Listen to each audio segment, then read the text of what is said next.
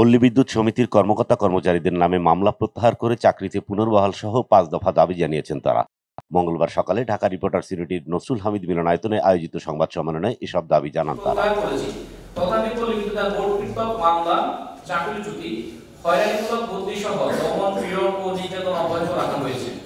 পল্লী বিদ্যুৎ সমিতিগুলোতে পুনরায় অস্থিতিশীল পরিস্থিতি সৃষ্টির জন্য আদিবির এই এক ধরনের কর্মকাণ্ড বন্ধ করা, মিথ্যা মামলা প্রত্যাহার ও অন্যায়ভাবে চাকরিচ্যুতদের চাকরিতে পুনর্বহালের জন্য সরকারের নিকট বিনীতভাবে অনুরোধ করছি।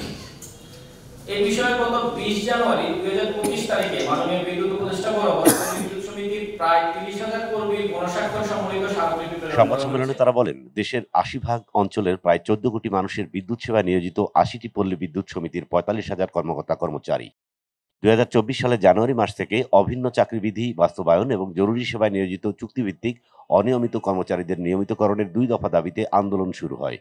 সরকারের সঙ্গে ইতিপূর্বে সমস্যাসমূহের বিষয়ে পল্লী বিদ্যুৎ সমিতির পক্ষ থেকে একাধিকবার আলোচনার চেষ্টা করা হলেও কোনো ধরনের আন্তরিকতা পরিলক্ষিত হয়নি। দীর্ঘ ৪৭ বছরের পুরনো মডেল সংস্কারপূর্বক দ্বৈত নীতির অবসান চাওয়া হলেও পল্লী বিদ্যুতায়ন বোর্ড কর্তৃক মামলা, চাকরিচ্যুতি, হয়রানিমূলক বদলিসহ দমন, নিপীড়ন ও নির্যাতন অব্যাহত রাখা হয়েছে।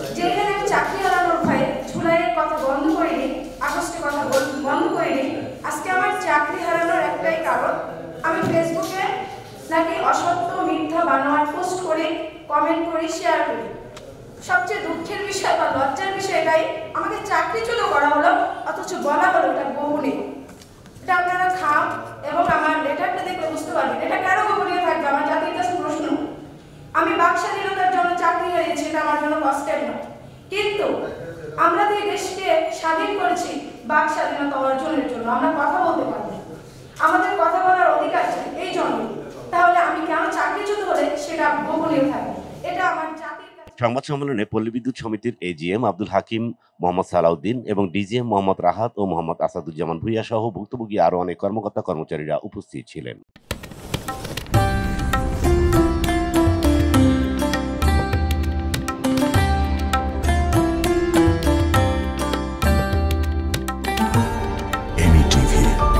স্বাধীন বাংলার স্বাধীন কণ্ঠ।